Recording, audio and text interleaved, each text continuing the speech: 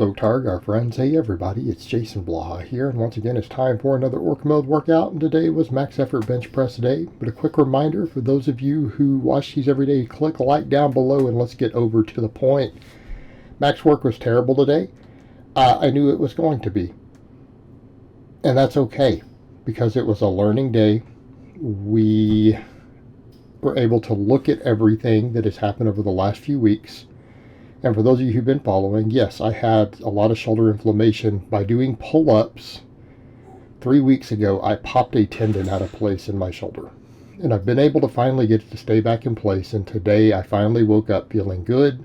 No pain, no inflammation.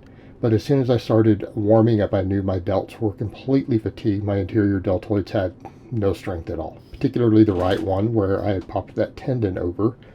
Which kind of goes back to the point of we will not be doing pull-ups ever again. Okay, lesson learned.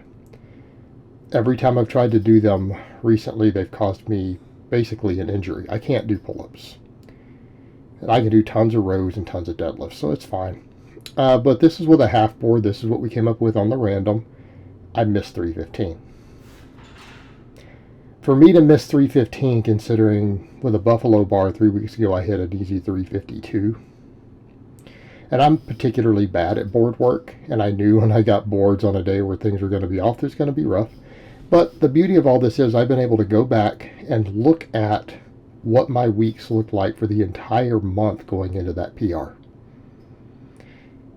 And the 6 weeks before, you have to look at what muscle is built. And we know what built it, all the close grip pressing, overhead pressing with the wide grip, all the tricep work. I decided I would go ahead and do some heavier work with the Buffalo bar that I got the PR on, just to kind of feel which muscles really get worked hard. And yeah, upper chest, front delts, a little bit of medial tricep, felt some medial tricep on it. And I did a couple of triples with just 282, because that bar is a 52-pound bar. And then did some 10s, because let's be realistic. For a little while on a bunch of my lifts, I went over and messed with 5s and 6s. I don't think that's what built my PR on the bench. It was the months previous of getting strong at all the close grip work and tricep work and the overhead pressing. It all just accumulated at that point. So now we go back, and we know that I get good off of max work, speed work, and lots of 10s. It's given me the biggest PRs on all of my lifts. Right? And we have to deviate and mess with some other rep and set schemes. And again, I like 5s, I like 6s. I really like training that way. I enjoy it more than 10s. Like if you were to ask me to pick. But at the end of the day, it's just easier training volume to get in 10s. And if I want to go heavy, I'm maxing out twice a week already. Then the speed work is just brutal. The speed work I'm doing these days is brutal. Okay. But this works. It's got me past a 600 deadlift, well past a 500 squat. Keep doing what works. Feel like my quads are growing from all my conditioning work. Keep rolling with all of it. I'm going to keep rolling with it. So after that, I did a couple of sets of 10. Stripped down to 2 plates a side, which is 232 on this bar. Did a couple sets of 10. They were challenging. They were hard. So what are we going to do? What are we going to do moving forward? What we did before, and avoid shoulder issues. My shoulder feels good today. I know I need to build my delts up. Let's come back to the other point. Had my delts been stronger, maybe we wouldn't have had any of those issues anyways. But it's given me a chance to really work on my side delts, rear delts, triceps. I'm going to continue that trend. But we know what lifts built the bench. So I can do all the variations of those. I got a bunch of different bars. I can do close grip benching with as many different bars as I want. People say, what do you mean? Straight bar, Buffalo bar. I can do them with a football bar. I can do them with the cambered bar I have. You can do close grip with that squat bar. It changes the center of balance a little bit. I have 4 different barbells I can close grip with if I don't even want to mess with the football bar. I can always do that. That's 5 technically. I got 5 barbells I can close grip with. run with it. Went back and did our overhead press. Now these were, I haven't done these in a little while, and I couldn't do these recently. I couldn't do these with the empty bar after that minor shoulder issue. So now we're back to doing sets of 10. I got 12 on the last set here. The wide grip really, really seemed to help with my benching. Right? That wide grip. Got to get back into the groove of it. It feels great. Oh my God, did this feel good on my shoulders though. Feels good on my shoulders. So I'm going to do it again. And it works all the same muscles I feel on that buffalo bar close grip. Well, why does that matter? Because that was my biggest PR. That lift is really the first big bench PR I've gotten in a little while. And it was a sizable PR. I wanted to use that bar, see what all I feel in it, what muscles really are hammered when I go both heavy and then for 10s. You know, 3s is relatively heavy. Those were hard 3s after missing a max. And it's very similar muscles to what I feel on this wide grip press. Not as much shoulder, but as far as just that whole upper chest, front delt. Now I get more side delt and all that on this wide grip press. Right, and of course I feel a lot of medial triceps. So I feel a lot of upper pec, a lot of front delt. And by upper pec I still mean the upper half. Right, that outer edge and the upper section, even like the pec minor. A lot of front delt, medial tricep. That's what I feel with that buffalo bar. If I get strong on that buffalo bar for maxes or whatever, it'll carry over. It'll carry over to the straight bar because we saw the straight bar speed work was really good this last week. But I've still been working through all those different points with my shoulder like we had talked about with the trap. That was all pulling on the delt. I've had to dig in and get all that soft tissue working. It was still really hurting yesterday and I finally got it all sorted. Massage, massage, massage. My massage gun dug it all in, worked everything, full range of motion, moving stuff around. Very, very lightweight movements. And it woke up feeling great, but now we've had some muscle weakness associated with it, which happens after inflammation. We've got to rebuild all those muscles up. And it won't take long. I mean, 3 weeks of basically some detraining and inflammation. After a big PR, it's fine. We build it all. We know how to build it. We did it before. We come back and do it safer and don't do pull-ups again. Then I did 5 sets of 10 on Skullcrushers. Yes, these are true Skullcrushers now. Why? Because I don't care about that stretch on the tricep. Because actually that part of my tricep really hurt. And it's still tender from the pull-ups. Because that's the tendon that got popped out of place is the one pulling on my long head. I'm not worried about getting that stretch movement. It doesn't even matter for my pressing. We just work the triceps in a way that carries over to pressing strength. Now, of course, with my shoulder feeling almost a little bit fatigued, I had to be very careful how I did these. Means a little bit wider of a grip. Not letting the elbows flare too much. Slow and controlled. As I'm sure my shoulder is better, I can get a little more explosive on these. But in the meantime, we're just doing them slow. It's almost bodybuilding. Like 5 by 10, all nice and controlled. But, again, building up all these muscles. And we know we need that. We know my upper chest, my whole shoulder girdle. Let's just call it all of my shoulder girdle. All 3 heads of the delts. My triceps, particularly like that medial head. It's all got to come up. Just going to keep building the bench. That's what gave me the PR before. Made me feel like I was rocking, like I was just going to keep hitting PRs until I did those stupid pull-ups. And I think that goes to show that a lot of the data out there is right. People who do too many pull-ups and chin-ups end up with shoulder issues. There's a growing body of data on that. And no, the ring pull-ups with the neutral grip did not help. That's what re-injured me the worst. Thinking that would work. I tried it, did it. What happened?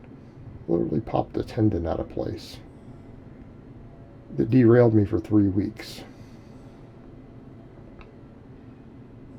I have never needed pull-ups to have a big back. I've been good at pull-ups and chin-ups in the past. I've never needed them. My back is always big. It grows off rows. It grows off deadlifts.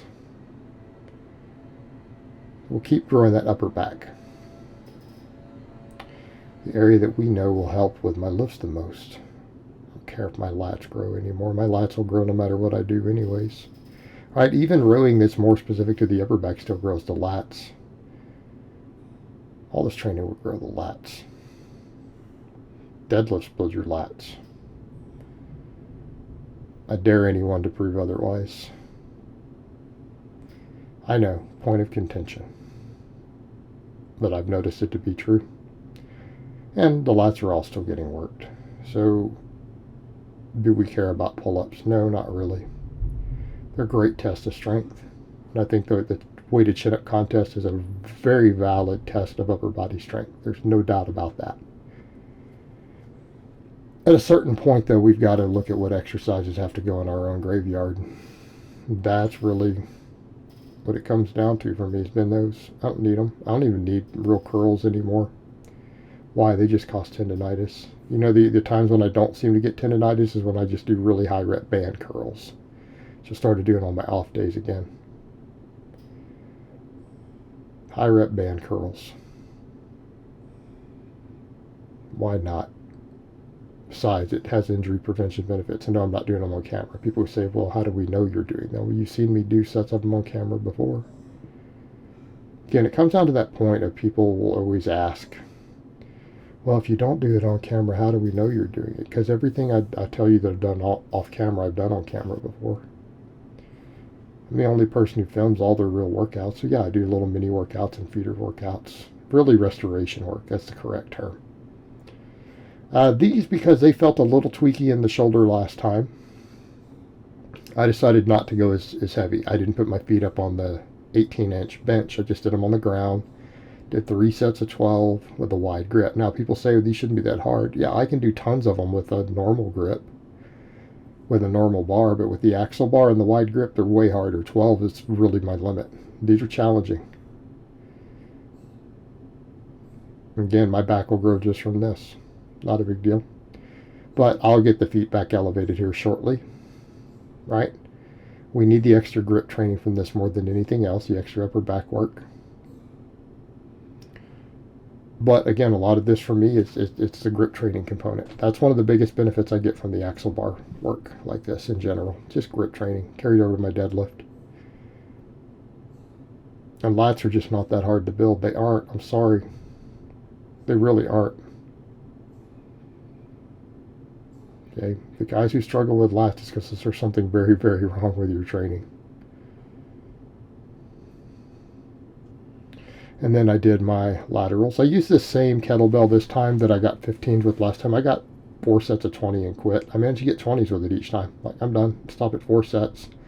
No risk to my shoulders. We don't need a bunch of extra DOMs in my delts. He's gave me DOMs last time.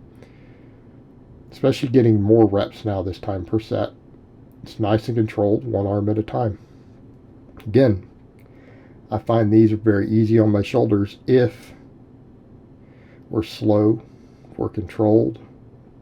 I don't try to fling the weight up too high. I don't squeeze it too hard. Again, I can do 1 arm at a time. Focus a little more on what I'm doing.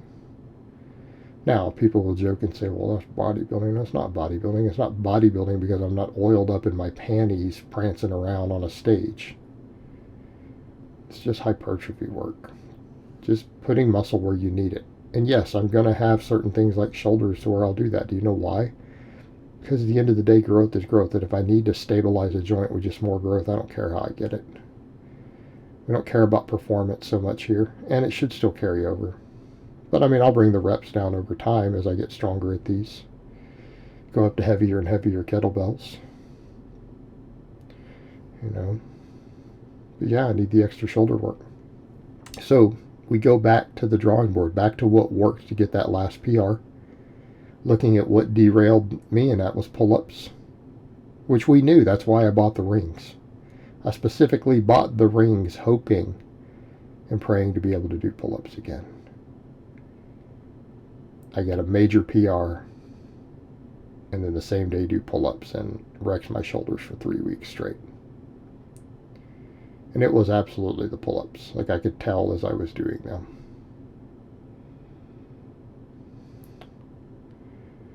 So, close grip pressing, maybe some floor pressing again, variations, those wide grip overhead pressing. extra shoulder work, extra tricep work. That's what did it for me. Keep moving forward with it. Keep moving forward with what worked. Throw out what doesn't. Keep moving forward with what does. You know, and we go through this as coaches, we go through this as lifters, and it's harder to be objective with yourself because we always want to try new things. I don't like to try new things with my clients. In fact, I get more clients who are like, why can't I do more pull-ups? And it's just like, I don't even want to put pull-ups in their routine unless they love pull-ups. Just based on my own experience there, I'm like, why? It's not even worth it. You can row. You do pen lay rows, you can do inverted rows, you can do dumbbell rows. In fact, I like the 2-arm dumbbell row for people who have an incline bench and dumbbells. I don't have that. I program it for a lot of clients depending on what they need. Build your upper back up. Build our upper back. That's what we need for shoulder health. That's what we need for bench strength. Okay. Put the meat where you need it. And your lats will come along just fine. Same thing, guys. You're like, well, what about my arms? Like, well, you could do curls. Like, do we need chin-ups for our arms? I'm not saying chin-ups aren't great for biceps. They are. But, you know, curls can do the job if you care that much about your biceps. But I would also ask for a lot of people, you know, are they that important to you? If they are, throw some curls in. Problem solved. Right? Not a particularly important muscle for strength purposes. They can be useful in certain cases. Just throw in some curls. Throw in some curls. Easy enough problem. Easy enough problem to fix. You know, within your genetic limits. I have horrific bicep genetics. But we know that already. But I got them quads and calves though. So, useful workout, good workout, getting everything back on track. Not happy about the max, but we'll see what happens in the next couple of weeks on those maxes. All right, we'll see what happens. And we've hit some phenomenal squat and deadlift stuff lately, so that'll keep rolling forward. So we're going to have a productive rest of this training cycle. So I hope it has been informative, and I will talk to you guys next time.